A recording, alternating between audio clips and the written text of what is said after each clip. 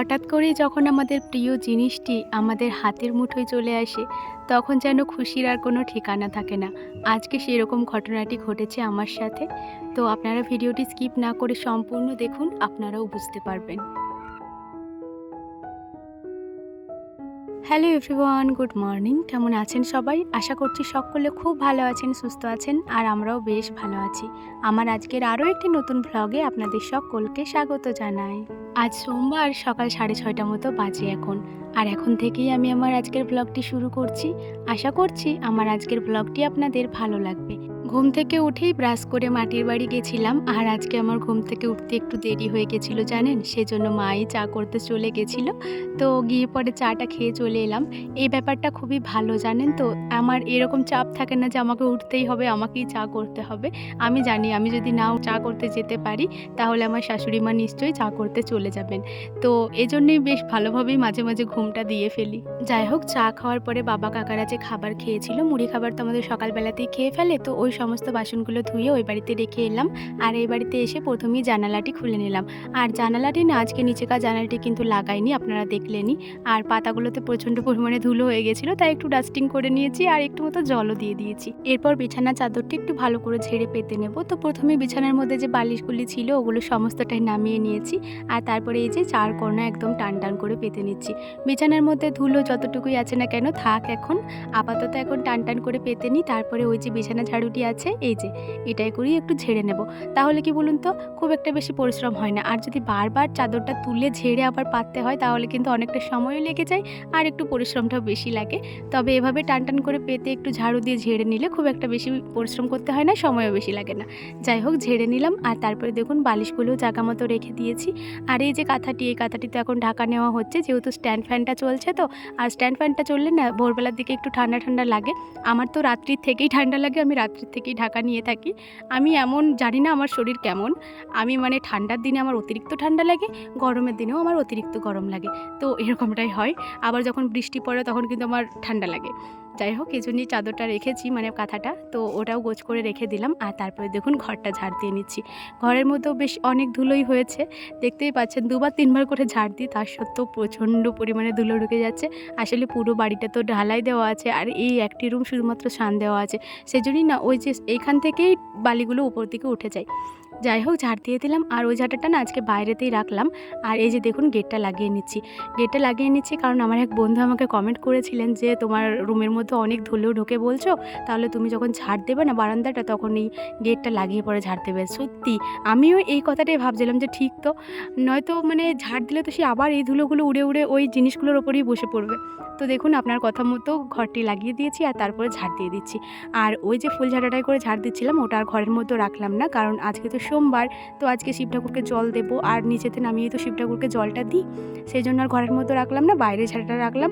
আর তারপর দেখুন নারকেল কাঠির ঝাঁটাটাই করে এই যে বারান্দা, তারপরে বাকি যে রুমগুলি ছিল ওগুলো সমস্তটাই ঝাড় দিয়ে নিচ্ছি। আর মিষ্টু এদিকে দেখুন খেলনা বাটি পেতে রেখেছে, তো ওগুলো আর তুললাম না, বারবার তুললে ও সে আবার পেতে দেবে, আবার তো একটু পরে খেলা করবে, সেজন্য ওগুলো আর তুললাম না, সাইডে সাইডে একটু ঝাড় দিয়ে নিচ্ছি। বাইরে একটা প্লাস্টিকের কৌটো মা মনে হয় ধুয়ে রেখেছিল, তো ঝাড় যেহেতু দিচ্ছে ওদিকে ধুলোটো যাচ্ছে, তাই ওপর দিক করেই তুলে দিলাম। আর তারপরে ঘরের মধ্যে যত ধুলো নোংরা ছিল এই যে ঝাঁটা দিয়ে ঝাড় দিয়ে বের করে নিচ্ছি। আর আজকে না বাইরেটা ঝাড় দেবো না, মানে উঠানটা ঝাড় দেবো না, কারণ উঠানটা একদম পরিষ্কার রয়েছে, শুধু শুধু ঝাড় দিলে ওই বালিগুলোই নষ্ট হবে, সেজন্য আর ঝাড় দেবো না। এই যে সামনেটুকু একটু ঝাড় দিয়ে নিলাম। আর তারপরে বাসি ঝাঁটাটা নিয়ে এই যে কলপাড়ে চলে এসেছি, এরপর কলপাড়েতে ভালো করে বাসি ঝাঁটাটা ধুয়ে নেব।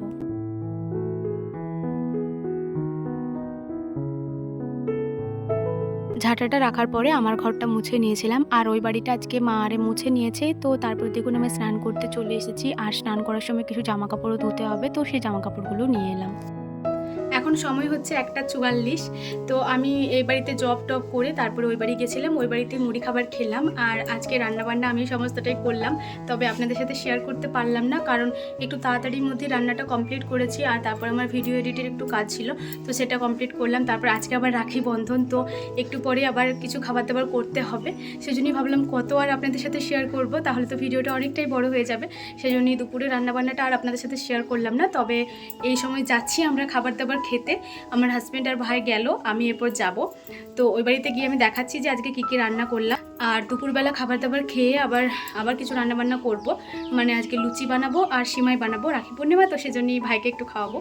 তো ওগুলো বানাতে হবে, ওগুলো আপনাদের সাথে শেয়ার করব। আর ওই বাড়িতে যাই, ওই বাড়িতে গিয়ে দুপুরে রান্নাবান্নাটা শেয়ার করছি। তো সঙ্গে থাকুন, দেখতে থাকুন। এই বাড়িতে এসে পরে দেখছি মা এদিকে আসন পেতে দিয়েছেন আর কাকা আর বাবা খেয়ে গেছে। ওই যে ওই জায়গাটি একটু ল্যাপা রয়েছে, ভাই এদিকে বসে পড়েছে। আর এই যে দেখুন, আজকে আমার দায়িত্বটা আমার হাজব্যান্ড নিয়ে নিয়েছে। বিয়ের পর থেকে যতবারই আমাদের বাড়িতে মাংস রান্না হয়েছে, এই মাংস রান্নার ভাগটা কিন্তু আমিই করেছি, কিন্তু আজকে আমার আসতে একটু দেরি হয়ে গেল, তাই আমার হাজব্যান্ডই করে দিয়েছেন। যাই হোক, এদিকে দেখুন কাকিমা খাবার বেড়ে দিয়েছেন। আর আজকে দুপুরে রান্না হয়েছিল লাউ মাংস, মানে লাউয়ের সাথে অল্প কটা মাংস দেওয়া হয়েছিল কুচি কুচি করে কেটে। আর এই লাউ মাংসের রেসিপিটা আমি আগেও আপনাদের সাথে শেয়ার করেছি, একবার অবশ্যই বানিয়ে দেখবেন। যারা মাংস খান আর যারা খান না তাদেরকে বলছি না, তো একবার বানিয়ে দেখবেন, অবশ্যই দারুণ সুন্দর খেতে লাগে। তো এই যে এখানে নিয়ে নিয়েছি, আর আমাকে আজকে একটা লেগ পিস দিয়েছে। আমি মাংসের মধ্যে শুধুমাত্র এই লেগ পিসটিই খেতে পছন্দ করি। এই যে দেখুন আমার হাজব্যান্ড আর ভাই দুজনাতেই খাচ্ছে। ওকে জিজ্ঞাসা করলাম যে কেমন হয়েছে, ও বলল যে হ্যাঁ ভালোই হয়েছে। তো চলুন আমি একটু খেয়ে দেখি যে কেমন লাগছে। সত্যি খুবই ভালো লাগছিল। আমি তো আগেও খেয়েছি, মানে রান্না করার পরেই আমি একবারটি খেয়ে নিয়েছি। আপনারা তো জানেনই গরম গরম রান্না খেতে আমি খুবই ভালোবাসি। তো তখনই আমি খেয়ে নিয়েছিলাম, খুব সুন্দর খেতে হয়েছে সত্যি। আর সুব্রত তো বলছে যে তুমি ক পেয়েছো, আমার ভাইও বলছে দিদি তুই ক পেয়েছিস। যাই হোক, খুব ভালো লাগলো শুনে। পরিশ্রম করার পর যদি সবাই একটু প্রশংসা করে তাহলে খুবই ভালো লাগে। খাওয়া দাওয়ার পরে হাত ধুয়ে আমি চলে এসেছি। আজকে আমি বাসনপত্র ধুইনি, কাকিমাকে বললাম কাকিমা আপনি ধুয়ে নেবেন, আর মা আর কাকিমা মিলে ধুয়ে নেবে আর কি। আমি আসলে একটু কাজ রয়েছে, আমার ভিডিও এডিটের কাজ রয়েছে, আর তারপরে একটা গিফট এসেছে, সেই গিফটটারই আনবক্সিং করব। তো সেজন্যই চলে এলাম। দেখতেই পাচ্ছেন, দেখে হয়তো বুঝতেও পারছেন যে একটা রিং লাইট আনা হয়েছে। তো এই রিং লাইটটি দিয়েছে আমাকে আমার একজন দাদাটির নাম হচ্ছে বিভাসদা। তো বিভাসদা দিয়ে পাঠিয়েছে এই গিফটটি রাখি পূর্ণিমার জন্য। সত্যি বলতে যখন ওরা নিয়ে আসছিল, আসলে দাদা টাকা পাঠিয়েছিল আমার হাজব্যান্ডকে, আমার হাজব্যান্ড তো সোনামুখী গেছিলো, তখনই আর কি ওখান থেকে নিয়ে এসেছে। তো আমি তো দেখলাম ওরা যখন গাড়ি করে এলো, তো তখন আমি ভাবলাম হয়তো ভাই এনেছে, মানে ভাই আর ও মিলে। আমি ভাবছি এটা আবার কেন এনেছে। তারপর আবার আমি বলছি কি হয়েছে, আমি তো দেখে ফেলেছি, কী এনেছো এইভাবে বলে বলে আসছি আর কি। আর তখনই ও বলছে আমরা কিছু জানি না, আমরা কিন্তু বলতে পারছি না। আমি তখন অবাক যে কে পাঠিয়েছে, ওরা এভাবে কেন বলছে। তখন আর কি আমার হাজব্যান্ড বলল যে তোমার দাদা পাঠিয়েছে। যখন আমার হাজব্যান্ড দাদা বলল, তখন সত্যি কথা আমার মনের মধ্যে বিভাসদার নামটাই এসেছিল, যে বিভাসদা ছাড়া আর কেউ এরকম পাগলামি করবে না। আমি যখন কর্ণাটকে আমার হাজব্যান্ডের সাথে থাকতাম, মানে আমার হাজব্যান্ডের কাজের ওইখানে, তখন তো দাদাভাই আরে মাঝে মাঝেই আমাদের বাড়ি আসতো দুপুরের খাবার খেতে। আসলে ওখানের খাবার দাবার তো আলাদা, মানে ঘরোয়া খাবার পাওয়া যায় না বললেই চলে ওদের হোটেলে। তো সেজন্যই না ঘরোয়া খাবার খাওয়ার জন্য আসতো মাঝে মাঝে আমাদের বাড়িতে। তো তখন যখনই আসতো চকলেট কিংবা যাই হোক কিছু নিয়ে আসতোই। তো আমি বারবার বারণ করতাম যে দাদা এত সব আনার দরকার নেই, আমার ভালো লাগে না, বারবার তুমি আসবে, তোমারই খরচা হয়ে যাচ্ছে অতিরিক্ত। তো দাদা তাও শুনতো না, যতবার আসতো কিছু না কিছু নিয়ে আসতো। সত্যি বলতে এইবারে তো এটা আমি একদম কল্পনা করিনি। আর এই ব্যাপারটা শোনার পরে আমি তো মানে একদম হতভম্ব হয়ে গেছি, যে তোমরা দিলো আর তোমরা নিয়ে নিলে, তুমি বলতে পারলে না যে না অনু রাগ করবে, নেবো না, ও এখনই বকবে আমাকে। বলছে আমি 1000বার বলেছি, তবু বলছে না ওকে বলার দরকার নেই, তোরা নিয়ে চলে যা। তো কি আর করা যাবে, নিয়ে এসেছে। সত্যি বলতে নিয়ে এসেছে, এতে আমি খুবই খুশি। মানে জিনিসটা আমার অনেক দিনেরই একটা ইচ্ছা ছিল, তো আমি খুবই খুশি। কিন্তু তবু একটু খারাপ লাগছে, আসলে আমার না কারোর কাছ থেকে কিছু নিতে একদমই ভালো লাগে না। আমার মনে হয় আমি যতটুকু দিতে পারবো আমি ততটুকুই নেওয়াটা দরকার, এটা আমার মনে হয়। তো যাই হোক, বিভাসদা এটা দিয়েছে, এটা পেয়ে আমি খুবই খুশি। তো এটা তো দারুণ সুন্দর হয়েছে, আর আমার মুখের হাসি দেখেই আপনারা নিশ্চয়ই বুঝতে পারছেন যে আমি কতটা খুশি হয়েছি। আর দাদাও নিশ্চয়ই এই ভিডিওটা দেখে বুঝতে পারবে যে আমি কতটা খুশি হয়েছি। যাই হোক, এদিকে দেখুন পাশের বাড়ির একটা কাকুর মেয়ে এসেছে, তো উদিতা এসেছে। উদিতা ও দাদাকে রাখি বেঁধে দিচ্ছে, তো ওরা রাখি বাঁধছে, আর আমি সেটারই ভিডিও একটু করেছি। আর এই ভিডিওটা রিং লাইটটা দিয়েই বানানো হয়েছে, তো বেশ সুন্দর হয়েছে। আর ও কিন্তু বেশ অনেকগুলো চকলেট এনেছিল, যে যারা যারা আসবে তাদের সবাইকে একটা করে চকলেট দেবো সেজন্য। যাই হোক, খাওয়া দাওয়ার পরে আর কিন্তু শুইনি, ওই যে রিং লাইট নিয়ে একটু মাতামাতি হলো। আর তারপর দেখুন এই বাড়িতে চলে এসেছি। আসলে বললাম তো আপনাদেরকে যে আজকে একটু লুচি ভাজবো আর একটু সিমাই বানাবো। তো আজকে আবার ঘুমাতে গেলে তো হবে না, কারণ এখনও পর্যন্ত আমি রাখি বাঁধিনি, ভেবেছি যে বিকালবেলাতেই বাঁধবো, কারণ আরও একজন দাদা আসবে তো তাকেও বাঁধবো। সেজন্যই একেবারে সন্ধ্যাবেলাতেই বাঁধবো। আর সেজন্যই ভাবলাম তাহলে লুচিগুলো বানিয়ে নিই, তাহলে তখন ওরা খাবার দাবার খেতেও পারবে। তো এই যে দেখুন লুচি বানানোর জন্য প্রথমেই উনুন ধরিয়ে নিচ্ছি। তো আমাদের তো কাঠের জালেই রান্না হয় জানেন তো। এমনি যে আমাদের বাড়িতে মানে সবজি বাড়িতে যা যা চাষ হয় যেমন তিল, সর্ষে, তারপরে লঙ্কা, তারপরে বেগুন, তো ওই সমস্ত গাছগুলোর যে কাঠগুলো পাওয়া যায় শুকিয়ে পড়ে ওগুলোর থেকেই আমাদের রান্না হয়। তো প্রথমে একটু ঘুঁটে দিয়ে জ্বালিয়ে নিলাম, নয়তো আবার জ্বলবে না তো। আর তারপরে দেখুন ওই কাঠিগুলো এক এক করে দিয়ে দিচ্ছি। এতে করে কিন্তু বেশ ভালোই উনানটা জ্বলে। তবে কি জানেন তো, এটা জ্বালানোটাই একটু বেশি মুশকিল। তো আমি তো জ্বালিয়েছি কোনো রকমে, তবে একটু পর আবার নিভে গেছিলো, তারপরে মা আমাকে জ্বালিয়ে দিয়েছিল। উনানটা জ্বলে গেছে, তো এই যে কড়াইটা চাপিয়ে দিলাম। আর কড়াইয়ের নিচেতে কিন্তু মাটি লেপা আছে, তাতে করে কি বলুন তো কড়াইয়ের কালিটা বেশ ভালোভাবে ছেড়ে যাবে, কারণ কাঠের চালে একটু বেশি উনানে কালি হয়। তো সেজন্যই একটু মাটি দেওয়া হয়েছে, যাতে খুব বেশি পরিশ্রম করতে না হয়। আর তারপর দেখুন কড়াইটা গরমও হয়ে গেছে। এখানে 2 চামচ মতো গাওয়া ঘি দিয়ে দিলাম। এই ঘিটাও কিন্তু আমাদের বাড়ির তৈরি ঘি, একদম খাঁটি শুদ্ধ ঘি। আর তারপরে বাড়িতে আজকে তেজপাতা ছিল না, সেজন্যই ওই যে 2টো এলাচ ছিল, এলাচ 2টোই ভেঙে দিয়ে দিয়েছি। আর তারপরে এই যে দেখুন 1 প্যাকেটে সিমাইয়া বানাবো, তো এই সিমাইয়াটা দিয়ে দিচ্ছি ওই ঘিয়ের ওপরে। এরপর এটা ভালোভাবে ভেজে নেব। আর একদিকে কিন্তু আমাকে জালটাও দিতে হবে, নয়তো উনান একদম নিভে জল হয়ে যাবে। আমার হাজব্যান্ড এবং আমার ননদের আবার 2 রকম জিনিস পছন্দ, মানে একজনের সিমাইয়া পছন্দ, একজনের সুজি পছন্দ। তো আমার বোনুর আর কি সিমাইয়া পছন্দ আর আমার হাজব্যান্ডের সুজি পছন্দ। তো ওদের আর কি এই নিয়ে অনেক ঝামেলা হতো আগে, যে সুজি বানালে ও বলতো মা তুমি ওকে বেশি ভালোবাসো, সিমাইয়া বানালে এ আবার ওকে বলতো যে মা তুমি ওকে বেশি ভালোবাসো তাই আমাকে বানাতে দিচ্ছ না, তো মানে আমার পছন্দের জিনিসটা বানিয়ে দিচ্ছ না। তো এইভাবে অনেক ঝগড়া হতো। তো যখনই আমি সিমাইয়া বানাই ওদের দুজনের ওই কথাটা আমার মনেই পড়ে যায়।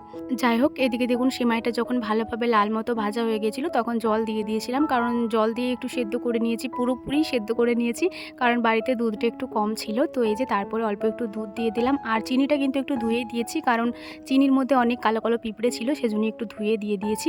আর নামানোর আগে না বাটির মধ্যে অল্প একটু দুধ নিয়েছি, কারণ নামানোর পরে এটা অনেক চাপ চাপ হয়ে যায়, তো সেটা আমার একদম ভালো লাগে না। আমার একটু ঝোল ঝোল সিমাইটাই বেশি ভালো লাগে। তবুও তার সাথেও মনে হচ্ছিল একটু বেশি টাইট লাগছে, তাই আরও একটু মতো দুধ দিয়ে দিলাম এই যে ওপরেই। এতে করে কি বলুন তো ভালো ঝোল ঝোল থাকবে আর খেতেও ভালো লাগবে। সিমাইটা আর বাইরে রাখলাম না, এই যে নিয়ে পরে একদম ঘরের মধ্যে রেখে দেবো, কারণ বাইরে আবার কুটো কাটি অনেক কিছু পড়ে যেতে পারে, যেহেতু কাঠের চালে রান্না হচ্ছে। আর এদিকে দেখুন মা আটাটা মাখিয়ে নিয়েছেন, আর আটাটা কিন্তু তাল দিয়েই মাখানো হয়েছে। তালের লুচি, তালের রুটি, তালের পরোটা আমার খুবই ভালো লাগে। আর শুধু আমার বলে নয়, আমার মায়ের, আমার ভাইয়ের এবং সবারই ভালো লাগে আমাদের ফ্যামিলির। তো সেজন্যই আর কি ভাবলাম একটু তালেরই লুচি করা হোক, যেহেতু তাল রয়েছে বাড়িতে, তাই তালটা মাড়ি বের করে নিয়েছিল মা। আর তারপরে মাই দেখুন মাখিয়ে দিয়েছে, এদিকে আমি বেলে দিচ্ছি। আমি এদিকে বেলে নেব আর মা ওদিকে সেঁকে নেবে। তো এই যে দেখুন এক এক করে পুরোটাই বেলে নিচ্ছি। আর লইগুলো কিন্তু একটু বড় বড়ই করতে বলেছি মাকে, কারণ ছোট ছোট লুচি আমার একদম ভালো লাগে না, একটু বড় বড় লুচি আমার বেশি ভালো লাগে। আর যেহেতু তালের লুচি তো তাই না একটু লেগে লেগে যাচ্ছে বেলনার মধ্যে, তাই একটু সময় লাগছে বেশি এটা বেলতে। নয়তো এমনি লুচি হলে আমার বেলতে খুব একটা সময় লাগে না, তবে তালের লুচি বলে বেলতে একটু বেশি সময় লাগছে। আমি ওদিকে লুচিগুলো বেলে দিচ্ছি এক এক করে, আর এদিকে দেখুন মা একটা একটা করে ভেজে নিচ্ছে। আর প্রত্যেকটা লুচি দারুণ সুন্দর ফুলকো ফুলকো হয়েছে দেখুন। আর তালের লুচি তো ফুলকো ফুলকো না হলে কি ভালো লাগে বলুন, দারুণ সুন্দর ফুলকো ফুলকো হয়েছে আর খেতেও দারুণ লাগছিল।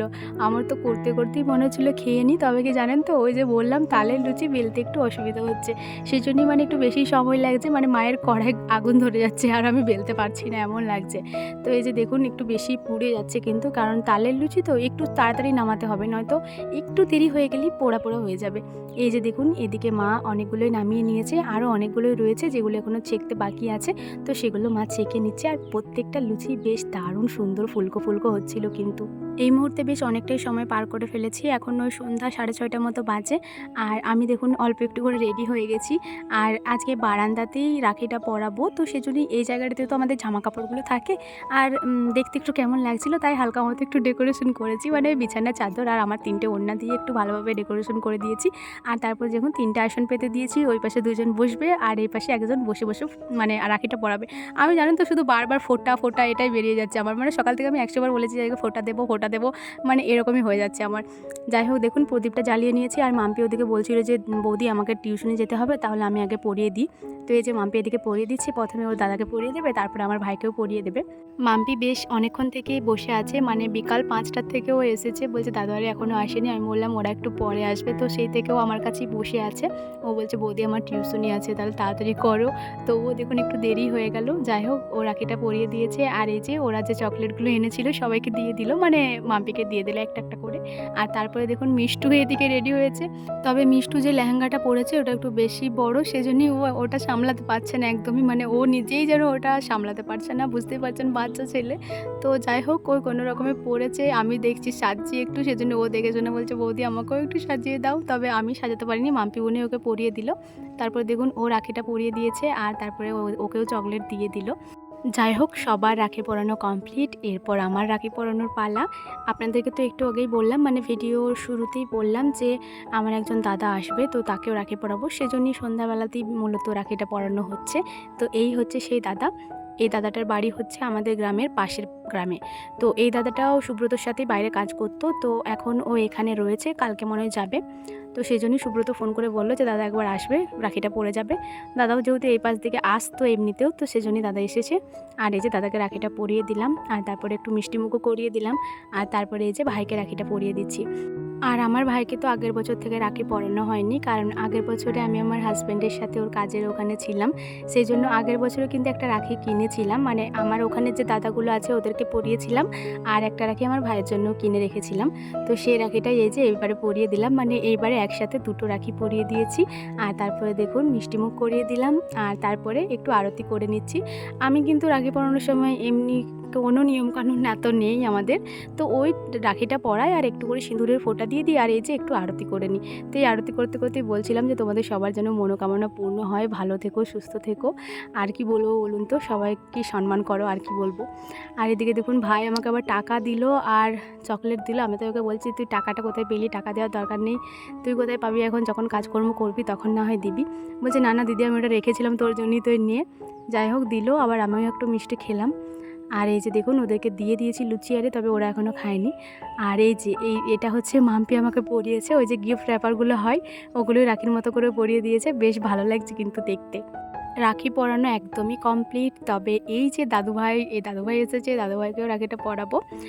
ইনি হচ্ছেন ইতি পিসুমনির বাবা। ওই যে আমাদের বাড়ির সামনেই যে একটা মাটির বাড়ি আছে না, আর পাশে দোকানটা রয়েছে, ওটা হচ্ছে এনাদের। তো এই দাদু ভাইটা মানে আমার সাথে প্রচণ্ডই আর কি করে, আমাকে সবসময় বৌদি বৌদি বলে, আর খুবই ভালো মানুষ, মানে খুবই মিশুকে মানুষ, খুবই হাসিমুখ মানুষ, সবসময় হাসি মুখে, সবসময় হাসি লেগেই থাকবে।